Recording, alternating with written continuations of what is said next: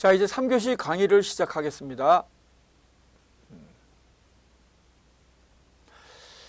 자, 2교시 때 고용 창출 효과에 대해서 이제 끝을 맺지를 못했는데요. 그 마지막 부분을 이제 수업하겠습니다.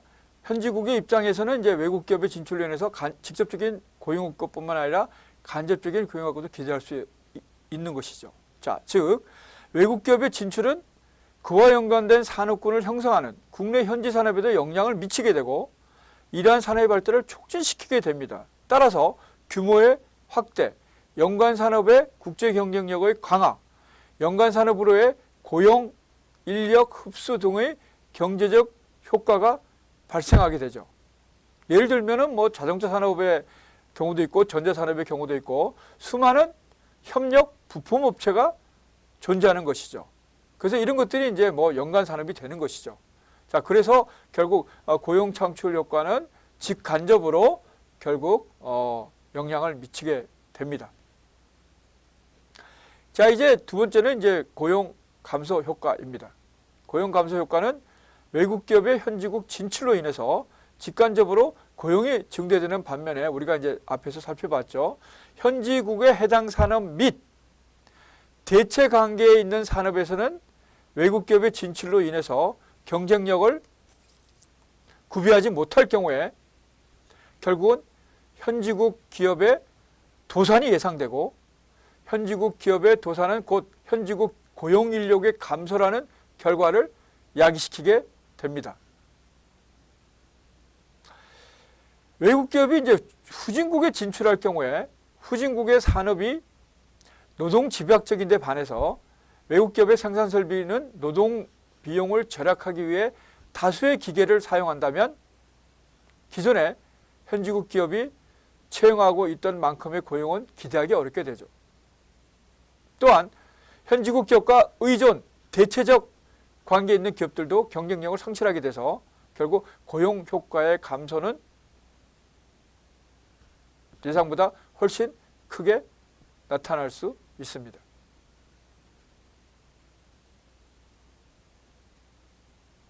아까 이제 2교시 말미에 이제 여러 가지 이제 결국 예를 들어서 초기에 우리가 이제 베트남에 진출하게 되는 그 배경에 대해서 이제 설명을 드린 것 같은데요. 그래서 끝을 맺지 못한 것 같습니다. 그래서 이제 이런 중국이 그 초창기에 이제 그야말로 엄청난 인센티브를 줬지만 지금의 중국은 특히 2000년대 이후에는 그야말로 엄청난 상황이 변화했죠. 그래서 이제 우리 기업들이 그 대체 지역으로 주로 이제 동남아 중에서도 베트남 쪽에 많이 진출했습니다. 제가 베트남도 이제 우리 학우들하고 이제 한번 그때는 이제 관광이었습니다만은 베트남 이제 하노이, 하롱베이 여기를 한번 관광해 본 적이 있는데요. 하여튼 상당히 그때는 이제 몇 년 전 일입니다. 상당히 이제 우리 한국인이나 대해서 상당히 이제 그야말로 이미지를 좋게 가지고 있는 거를 느낄 수 있었습니다. 거기서도 이제 보면은 이제 우리 70년대와 같이 잘 살고자 하는 의욕이 상당히 강했어요. 제가 또 제가 2000년대 제 생각에는 아마 1997년이었던 것 같은데요. 그때 이제 우리 또 학우들하고 태국으로 졸업여행을 한번 갔다 온 적이 있습니다. 그때 제가 인솔 교수로서 갔는데요. 그때 이제 물론 지금의 태국은 또 어떻게 변했는지 모르겠습니다만은 거의 이거는 20년도 넘은 일이잖아요. 그때 이제 태국을 제가 느낀 인상은 그때 태국도 이제 막 이제 그 외환위기가 온 듯한 그런 느낌이 들고 우리는 갔다 온 다음에 우리 한국도 그때 이제 97년 말에 이제 외환위기를 겪었죠. 그 해에 제가 이제 갔다 왔었는데 어쨌든 느낀 이상은 평화롭게 살고 굉장히 이제 친절하고 굉장히 좋은 그런 외국인들의 우호적인 그런 걸 느꼈습니다만 아마 그 외환위기를 겪고 있는 상황이라서 그런지는 모르겠습니다만은 이 베트남에서 받았던 인상은 조금 이제 다릅니다. 근데 마치 베트남은 우리의 70년대 우리 같은 인상을 받았어요. 초반에. 그래서 잘 살겠다는 의지가 상당히 이제 강하고 또 교육에 대한 그 열정도 상당히 강합니다. 그래서 동남아 지역에서는 조금 특이한 그런 이제 좀 상황으로 베트남을 바라볼 필요가 있겠습니다. 그래서 어쨌든 이제 베트남은 그야말로 리틀 차이나라는 뭐 별명을 얻을 만큼 상당히 이제 그야말로 중국을 대체할 수 있는 그야말로 상당히 이제 뭐 떠오르는 이제 투자 지역으로서 이미 부상하고 있습니다. 그래서 그 얘기를 아마 2교시 말미에 이제 마무리를 짓지 못해서 지금 이제 얘기를 드린 것입니다. 자, 다시 이제 교재로 오면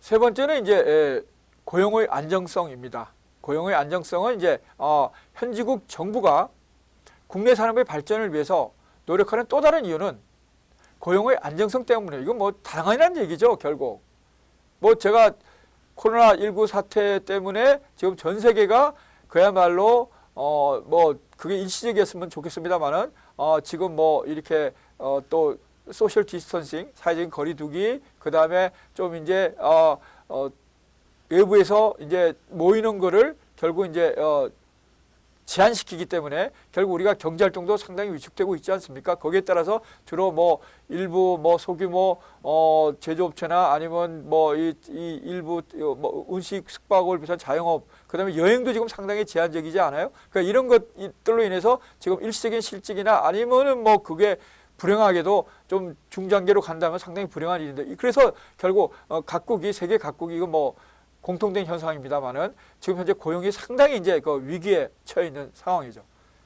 그래서 이런 뭐 갑자기 이제 발생한 이런 상황이 아니더라도 정상적인 경제 활동의 시기라고 할지라도 결국 각국 정부가 가지고 있는 최대의 과제는 고용입니다. 고용.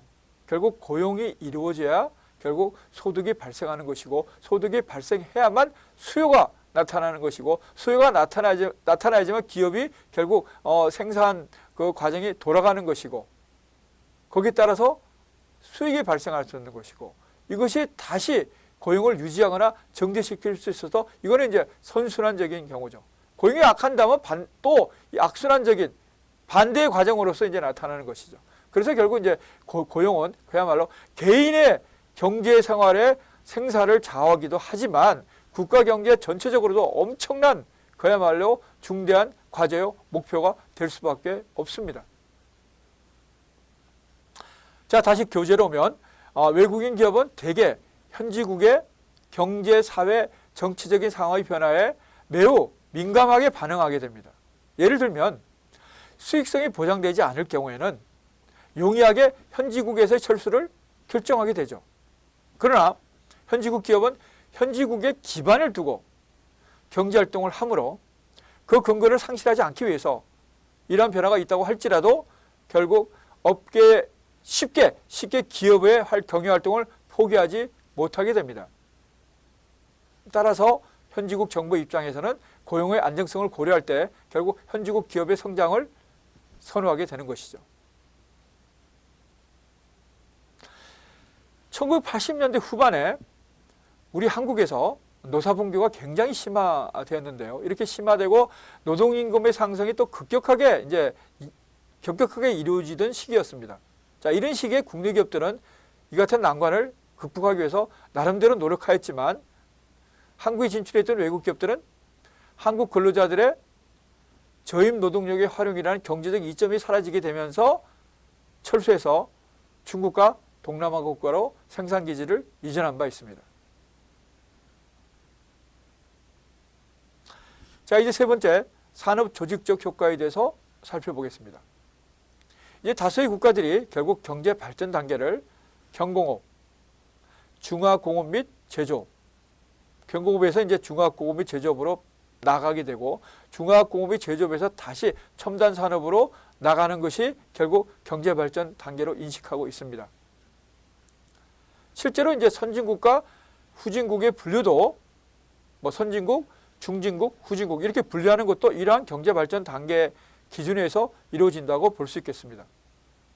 뭐 예를 들면 국가가 경공업 수준에 머물러 있다면 대부분의 국가는, 여기 속하는 국가들은 후진국에 분류되고 있죠.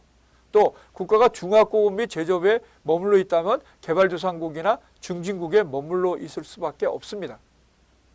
반면에 국가가 첨단 산업의 산업구조가 그야말로 치중되어 있다면 이건 당연히 이제 선진국에 들어가겠죠. 자, 그건 왜 그럴까요? 지금 이렇게. 그거는 부가가치가 다르기 때문입니다. 부가가치가. 각각의 이제 단계별로 결국 부가가치가 자, 경공업에서 중화공업으로 갈 때 부가가치가 높아지게 되고 중화공업이나 제조업에서 첨단 산업으로 갈 때 부가가치가 훨씬 이제 높아지게 되는 것이죠. 이거는 뭐 여러분들이 쉽게 뭐 우리가 예상할 수 있는데요.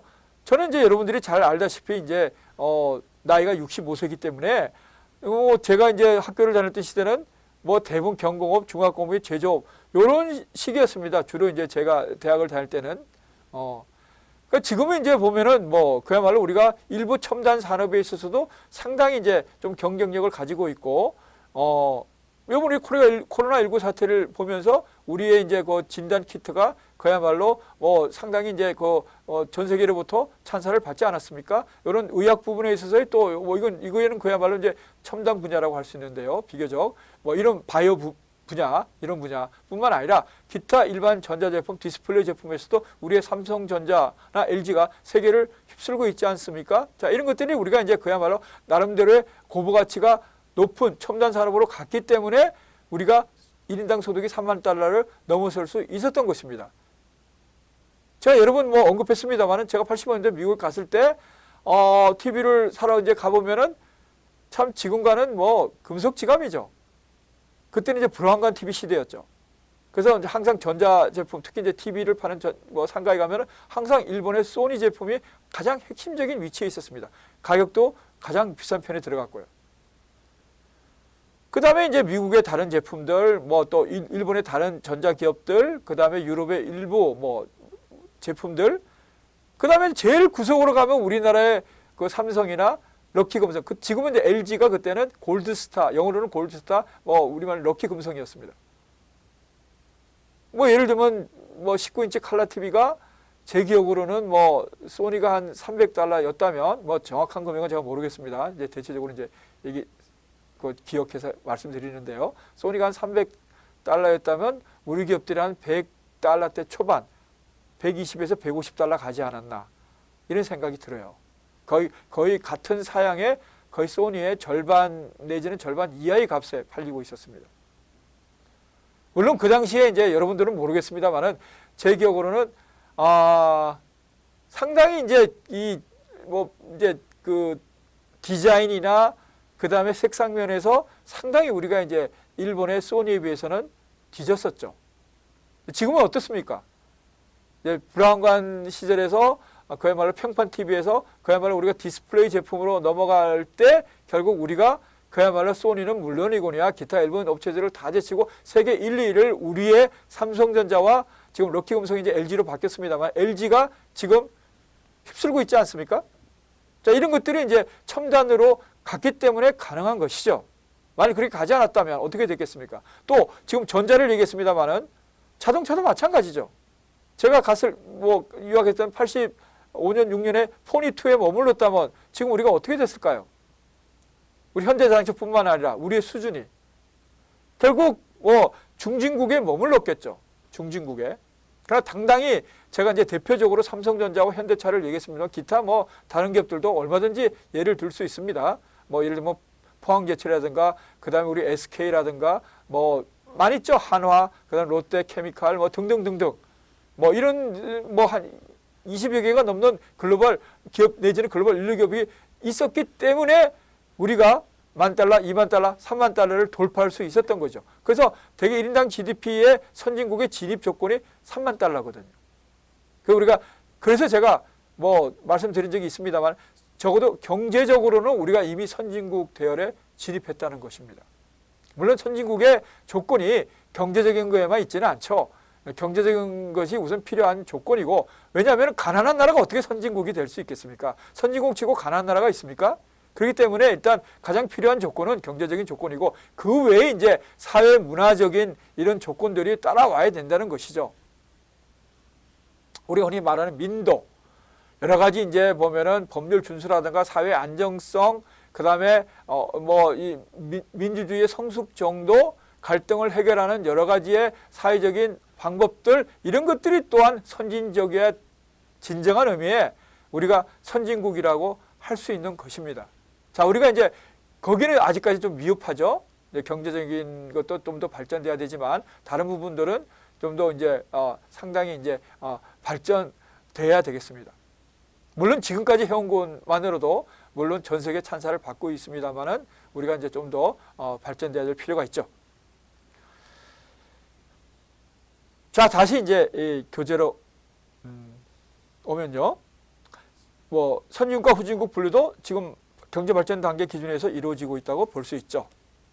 자, 다수의 후진국은 아까 제가 산업 발전 단계를 설명했듯이 결국 섬유, 신발, 의류 이게 다 이제 경공업 아닙니까? 그죠? 섬유, 신발, 의류 등의 노동 집약적 산업에 치중돼 있고 중진국의 경우에는 후진국에 비해서 조금 더 발달된 산업 조직 체계로서 중화고급 및 제조업 등의 선진국은 결국 중화기나 제조업 중심의 산업 구조에서 벗어나서 이걸 뭐 우리 탈피했다고 얘기하는데 탈피해서 결국 서비스 산업과 반도체, 우주, 항공, 생명공학 같은 그야말로 첨단 산업, 즉 하이테크 산업의 특화를 이루고 있기 때문에 선진국으로 자리매김할 수 있는 것입니다. 그래서 한 나라의 경제가 발전하기 위해서는 조금 전에 우리가 살펴본 바와 같이 이런 산업 발전 단계, 경제 발전 단계를 거치면서 결국 경제 발전과 산업 구조의 조정이 동시에 이루어져야 하는 것입니다. 자, 그러나 현지국이 외국 기업에 의해서 시장이 지배되는 경우에는 단계적인 산업의 발전을 이루기에는 외국 기업이라는 난관에 직면하게 되죠. 실제로 국가의 산업증권이 거의 상실되다시피 한 중남미 경제의 경우에는 최근 들어와서는 나름대로 산업구조 조정을 위해서 노력하고 있지만 이미 외국 기업 중심의 산업구조가 정착이 되어 있어서 산업구조 조정이 쉽게 이루어지지 못하고 있는 것이 현실입니다. 자, 이런 중남미와는 대조적으로 외국 기업 진출에 엄격한 규제 정책을 시행함으로써 해외 생산 거점형 투자가 주로 이루어진 우리 한국에서는 산업 조직의 문제가 아직 심각하게 대두되고 있지는 않지만 점차 증가될 것으로 보입니다. 자, 이제 우리의 문제는 결국은 이제 일부 첨단 산업에 제가 뭐 몇몇 예를 들었습니다만 거기 있지만 이제 좀 더 이게 좀 확산될 필요가 있죠. 예를 들면 이제 조금 전에 뭐 코로나19 사태를 겪어서 이제 진단 키트라든가 뭐 이런 거는 이제 나름대로 성과를 거뒀습니다만은 우리의 총체적인 그야말로 과학 기술 수준, 그러니까 전반적인 아까 뭐 우주항공도 얘기했습니다만은 우주항공, 바이오, 그 다음에 뭐 많은 이제 또 더 들어가면 나노라든가 기타 환경 문제까지 그러면 최근 우리 K-팝을 비롯한 우리의 한류 문화가 뭐 주가를 높이고 있습니다만은 이러한 한류도 좀 더 다양한 분야에 물론 주로 이제 보면은 이제 K-팝이나 이런 것뿐만이 아니라 드라마, 영화 뭐 최근 들어 이제 봉준호 감독 기생충이 아카데미 뭐 몇몇 상을 받아서 그야말로 역사 홈페이지를 장식했습니다만은 좀 더 욕심을 내면 좀 더 확산되면서 뭐 여기까지 온 것도 아까 뭐 제조업을 얘기했습니다만은 뭐 이런 문화산업도 정말 기적 같은 일입니다. 사실은 그렇긴 하지만 그러나 이제 멈출 수는 없죠. 멈출 수는 없죠. 결국 이제 국가 경제도 살아있는 유기체이기 때문에 결국 끊임없이 진화 발전하는 것을 추구해야 됩니다. 가다가 조금 뭐 지체되고 조금 뭐 돌아갈 수는 있겠습니다만 결국 가는 방향은 고지를 향해서 가야 되는 것이죠. 그것이 국가의 존재 목적입니다. 그러니까 구성원들의 삶의 질을 높이는 것이죠. 그렇다면 우리 국가가 존재할 이유가 뭐가 있겠습니까? 자, 그래서 결국은 이런 것들을 잘 극복한 경우로서 우리 동북아 그중에서도 뭐 우리가 아까 포 드래곤이라고 그랬잖아요. 이 네 마리 용을 지적합니다만은 뭐 최근 들어서 아까 베트남 얘기를 들었습니다. 일부 동남아 국가에서도 이제 그런 조짐이 나타나고 있는 건 참 반가운 일이죠. 왜냐하면은 우리 한국 입장에서 볼 때도 뭐 동남아 국가들이 이제 중요한 우리의 이제 그야말로 시장 아니겠습니까? 그래서 거기도 이제 발전해 줘야지 우리 제품이 더욱더 그야말로 잘 활용될 수 있다는 그런 얘기입니다. 뭐 그러니까 예를 들어서 같이 이렇게 잘 성장하면서 살아가야 되는 것이죠. 일단 이제 단기적인 측면에서는 이제 외국 기업의 진출이 기존 현지국의 산업에 시장 참여자가 증가하는 결과를 초래하기 때문에 독점이나 카르텔을 방지하는 역할을 하게 됩니다. 자, 이 같은 효과는 현지국 정부의 보호 장벽이 크거나 현지국 기업들이 카르텔을 형성해서 시장 지배를 행사하고 있는 국가에서 잘 나타나게 되죠. 특히 개발도상국의 경우에 공업화 전략을 의욕적으로 추진하는 과정에서 이 같은 산업보호 정책을 실시하는 경우가 많은 편입니다. 이는 단기적으로 산업보호의 효과는 있지만 장기적인 관점에서는 기존의 산업구조를 독과점화하는 결과를 초래하게 됩니다. 일단 현지국 시장 구조가 독과점화된다면 기존의 현지 기업은 정부의 보호하에 외부로부터 경쟁이 없이 자국 시장 내에서 독점적 이윤을 기반으로 해서 소비자 효용을 기업이 착취해가는 형태의 기업 구조를 내지는 경제 구조를 가지게 됩니다. 이 같은 독과점 시장에 외국 기업이 진출해서 양질의 저렴한 재화를 공급하고 비효율적인 한계 기업의 퇴출을 유도해서 자연스러운 경쟁을 촉진하게 될 경우 결국 현지 소비자의 후생 증대는 물론이거니와 상당한 산업 조직 효과를 기대할 수 있겠습니다. 외국인 기업이 현지 국가에 진출하는 경우에 현지국 정부의 외국인 소유 기업에 대한 정책에 따라서 산업 조직적 효과는 달라지게 되죠.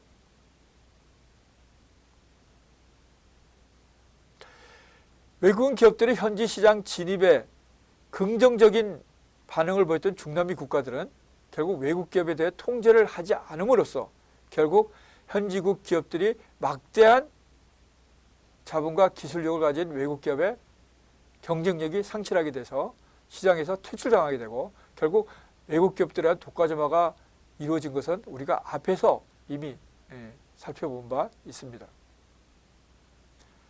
한편 한국을 비롯한 일본, 대만 등의 아시아권 국가에서는 기업의 현지국 진입과 현지국 내세 활동에 대해서 정부가 강력한 통제를 행사하였을 뿐만 아니라 현지 기업에 대해 막대한 지원을 함으로써 외국 기업에 의한 현지국 기업들의 시장 퇴출을 방지하게 되었죠.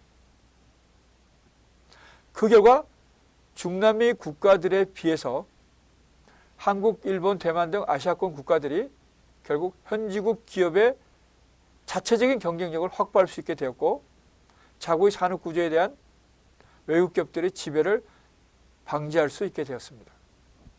자, 그러니까 여기서 국가의 산업 정책이 상당히 이제 중요하게 작용하죠. 그죠? 그래서 결국 외국 기업이 들어올 수밖에 없지만 뭐 각국이 처한 여건에 따라서 결국 육성하고자 하는 산업에 있어서 자생력이 없거나 경쟁력이 없는 경우에는 결국 외국 기업의 진출을 허용해 줌으로써 결국 그들로부터의 뭐 여러 가지 기술 이전이라든가 아니면 첨단 경영 기법을 배울 수 있는 기회를 가져야 되는 것이죠. 자, 그런 측면에서 결국 국가의 산업 정책은 그야말로 상당히 이제 중요한 결과의 차이를 이제 야기시킬 수 있다고 할 수 있습니다. 즉 선도 기업이 즉 리더가 현지국의 생산 거점을 마련할 경우에 이들 기업의 현지 시장 선점에 의한 진입 장벽 구축을 저지하기 위해서 외국 기업들이 경쟁적으로 진출하는 경우도 나타납니다. 선도 기업이 시장을 선점할 시에는 후발 기업, 우리가 팔로우라 그러죠. 후발 기업은 현지 기업의 M&A, 즉 인수합병 전략을 사용하는 경우도 다수 존재합니다. 자, 이 경우에 현지국 기업의 소멸과 함께 현지 시장 규모에 비해서 과도하게 많은 동종 기업이 난립하게 됨으로써 결국 규모의 경제를 실현하지 못하게 될 가능성이 존재합니다. 그러니까 이제 뭐 여러 가지 많은 경우의 수가 외국 기업이 진출해서 결국 나타날 수 있는 경우의 수는 여러 가지 이제 많은 경우의 수가 존재한다는 것이죠. 그러니까 이렇게 많은 경우의 수가 물론 예상 가능하면 좋겠지만 예상 가능하지 못했을 경우에 결국 여기에 대한 처리를 어떻게 하는가가 또한 그 경제적 효과에 있어서 커다란 차이를 발생하게 됩니다.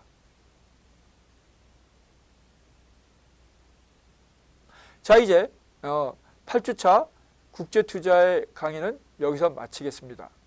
자, 이제 9주차 강의에서 여러분들을 보게 되겠습니다. 수고했습니다. 감사합니다.